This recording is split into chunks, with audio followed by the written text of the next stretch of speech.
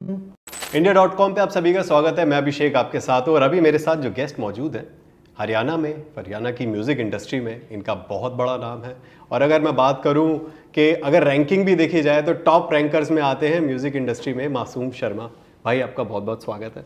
धन्यवाद जी। बहुत अच्छा लगा आज आप आए हो India.com पे। Thank you. आज हाल ही में आपके जो कुछ गाने थे ऐसे जो हरियाणा सरकार ने या फिर कहें तो कुछ ऐसे लोगों ने बैन करवाए, जिसको लेकर आपने एक वीडियो भी निकाली थी, लाइव किया था और आपने बोला कि कुछ लोग हैं, पर चलो उन लोगों के बारे में बात करेंगे बाद में। पर आपके गानों के बारे में आप क्या हुआ था, आप अगर हमारी ऑडियंस जानना चाहे कि एग्जैक्टली क्या गाने थे, क्यों वो बैन कराए गए और उससे रिलेटेड आपके मन में क्या ख्याल है।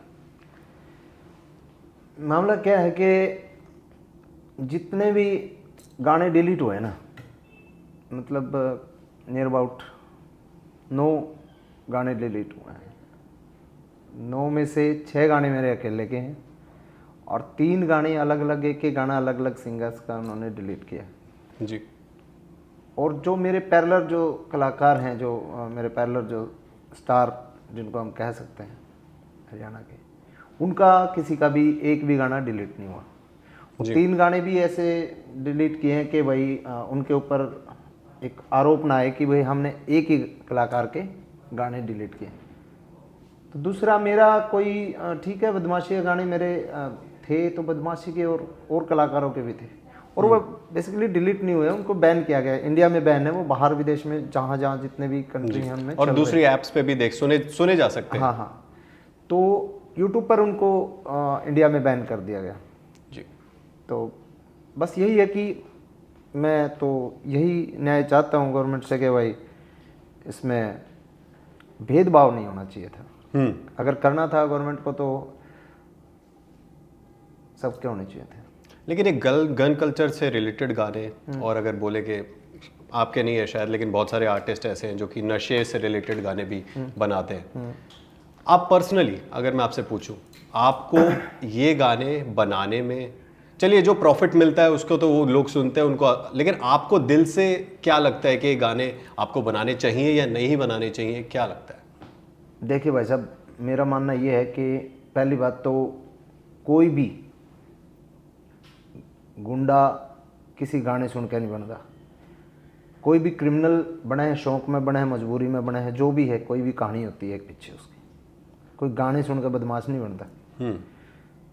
तो गाने की जड़ती बात है, ठीक है। अगर मान लो बदमाशी गाने बैन कर रहे हो आप, तो इतना बदमाशी हमारे गानों में ही सबसे ज़्यादा बदमाशी है क्या? इतनी बड़ी बड़ी मूवी हैं, KGF है, RRR है, हाल ही में पुष्पा है, 500 आदमी काट दिए जाए हैं, मंत्रिया की लड़की उठा ली जाए हैं, DGP ने कैद कर ले हैं, क्या वो ठीक है? अब एक यार, हम ज़मीन से उठे हुए आर्टिस्ट हैं, ठीक है। हमारे बाप दादा कोई वो नहीं थे कि भाई हम एकदम ज़मीन से धरातल से उठे हैं। हम लोक गायकी से उठे हैं, हमने रागनी गा के धीरे धीरे इंडस्ट्री में काम करा। इंडस्ट्री ने हमें बढ़ाया, हमने इंडस्ट्री को बढ़ाया, सभी कलाकारों ने मिलकर, और उस एक मुकाम पे हम पहुँचे कि एक साधन संपन्न हम आर्टिस्ट हुए। सभी अच्छे अपने गाड़ी घोड़े हैं सबके पास। नहीं तो एक ज़माना था, उस ज़माने में हम 15 साल पहले की बात करें तो हरियाणा रोडवेज के भाड़े के पैसे नहीं आया करते हमारे दौरे। ये कहानी मैं सुनना चाहूँगा वैसे। ठीक है, हम रोडवेज की छत पे सफ़र करे उड़े। आप किसी भी सीनियर आर्टिस्ट से पूछ लो, राम निर्मला जी से पूछ लो, रामकेश जी से पूछ लो, बहुत सारे हैं। कोई एक कहानी है ऐसी जिसमें कि आपको कुछ याद हो? क्या कोई कहानी आप बताइए। मैं भाई साहब, मैं कैथल रिकॉर्डिंग करने जाता था। कहानी मेरी है, मैं बताता हूँ। शुरुआती दिनों की? हाँ, शुरुआती भी नहीं था, उस टाइम भी 1-2 गाना हिट हो चुका था। शुरुआती दौर तो एकदम नहीं कह सकते। उसके बाद भी मेरे पास एक TVS स्टार बाइक थी पुरानी, वो भी मेरे फूफा से मैंने 14,000 रुपये में बड़ा मुश्किल से लड़ झगड़ के घर वालों से लिया था उसको। तो मैं कैथल रिकॉर्डिंग करने जाता था रात को, सर्दी में। मतलब इतनी सर्दी होती थी कि भाई बाइक चलाना तो बहुत नामुमकिन खेल था। हम क्या करते थे, कोई भी ट्रक आता उस ट्रक के पीछे लगा लेते, सिर्फ 5 फुट के बीच में, कि ताकि सर्दी नहीं लगे, वो गर्माहट होती रहे। जींद तक आते थे। जींद बाईपास से, जींद में पटियाला चौक है, पटियाला चौक से ट्रक सीधा हिसार की तरफ चला जाता, हमने जाना जींद।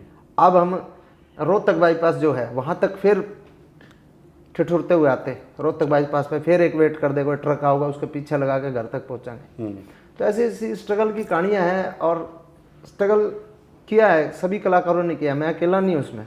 सभी, कोई भी कलाकार जो आज स्टार है, चाहे उसमें केडी है, चाहे उसमें डांडा है, चाहे उसमें अमित सैनी है, चाहे उसमें जो भी है, जितने भी आर्टिस्ट हैं, कोई भी किसी का बैकग्राउंड स्ट्रांग नहीं है कि वे स्ट्रांग बैकग्राउंड से उठे। उन्होंने अपनी मेहनत से वो ऊपर आए हैं, और इंडस्ट्री को कहीं ना कहीं अपनी एक जैसे यज्ञ में कोई अपनी आहुति देवा ना, उस तरीके से हर कलाकार ने अपनी आहुति दी है यार। और एक इंडस्ट्री डेवलप की, पंजाब की इंडस्ट्री इतनी अपनी, ये होता था 15 साल पहले कि अपने ब्याह शादियों में कोई गाने बाजा कर दे तो पंजाबी बाजा कर दे, एक आधा गाना था पानी वाली पानी प्यादे था, वो भी प्राइवेट ट्रैक नहीं था, समझे, वो भी शायद दिल्ली गेड़ा ट्रैक पे करमवीर फौजी का था, कोई ताऊ वाला गाना भी था, एक हट जाता था विकास जी का, विकास कुमार भाई का। हाँ। तो ये 2 3 गाने हुआ कर दे, बाकी सारी रात पंजाबी गाने बाजा कर दे। आज देखो ना, आज हरियाणा, मतलब आज हरियाणा के गाने जहां 200-300 मिलियन आराम से टच कर पा रहे हैं, उसमें हरियाणा की एक खास बात जो मुझे लगी कि आपके गानों की, आपकी जो भाषा शैली है, चलिए वो जो भी है उसका कंटेंट जो भी है, लोगों को समझ आती है, इजीली समझ पा रहे हैं, देश में भी और विदेशों में भी। तो कहीं ना कहीं इस वजह से बूस्ट मिला है। असल में क्या है ना, अपनी जो बोली है वो बोली है, भाषा नहीं है। वो लगभग हिंदी का बिगड़ा हुआ स्वरूप है। थोड़ा हिंदी को बिगाड़ के उधर वाले थोड़ा दूसरे बड़ बोलने हैं, कैथल वाले, ठीक है, अपने पलवल वाले थोड़ा वो ब्रज भाषा वाला टच बोल लेते हैं, यूपी वाले थोड़ा, लेकिन है वो हरियाणवी। सारा जो ये क्षेत्र है ना, ये हरियाणवी है।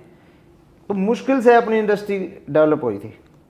अब क्या था कि भाई अपने पंजाब की इतनी बड़ी बड़ी कंपनी आई, बड़े बड़े चैनल आए, बॉलीवुड की कंपनी, यहाँ तक कि टी सीरीज ने भी कदम रखा हरियाणवी उसमें म्यूजिक इंडस्ट्री में। बहुत सारी कंपनी आई, बिजनेस बढ़ा, कलाकारों के पास पैसा आया, समृद्ध हुए सब, गाड़ी घोड़े हुए अच्छे। और सारा एक बात पूछ सकता हूँ? एक चीज ऐसी करी कि मैं ये नहीं कहता कि सरकार ने करी, चाहे वो किसने भी करी, कि डर गए सब। मतलब जो ये बैन को लेकर आप, हाँ, कंपनी वाले भी डर गए। अब बिजनेस घटाए तो गा, सुननी है थोड़ी घटेंगे, सुननी है तो सुनेंगे, पंजाब का सुनेंगे, पंजाब का नहीं सुनेगा तो अब वल्गर सुननी है, वल्गर भी बंद करो। मैं तो ये कहूँ, अश्लीलता कितनी चल रही है गाना में, है ना, बड़ लेंदे ने जीजा जी मैंने तेरी रजाई में, क्या है ये, ऐसे ऐसे गाने आने लग रहे हैं जिनका नाम मतलब लाइन भी नहीं बोल सकते मुंह तय। तो आप कह रहे हो ये बैन होने चाहिए? करो, अगर सफाई करो तो ढंग से करो ना, पूरे देश में बैन करो। मैं तो सच में सौभाग्यशाली मानूंगा अपने आप ने कि अगर या देश में एक पहल चले कि हर तरीके के गन कल्चर के, हर तरीके के अश्लील गाने सब बैन हो, और उसका सबसे पहला हिस्सा मैं बना, तो मेरे लिए इससे गर्व की बात कोई है नहीं। फिर आप गाने कौन से गाओगे ये तो बता दो। हम तो भजन गा लेंगे यार, जगराते करके खा लेंगे। भगवान ने टैलेंट दे रखा है।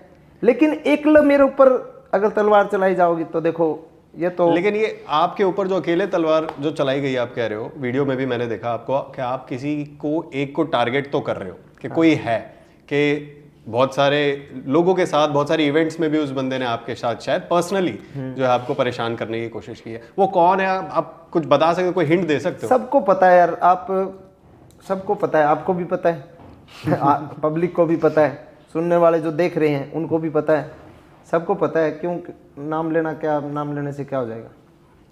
और मैं डरदा भी कौन नहीं, नाम भी लेते हूँ, फिर हो के जाओगा उस पर।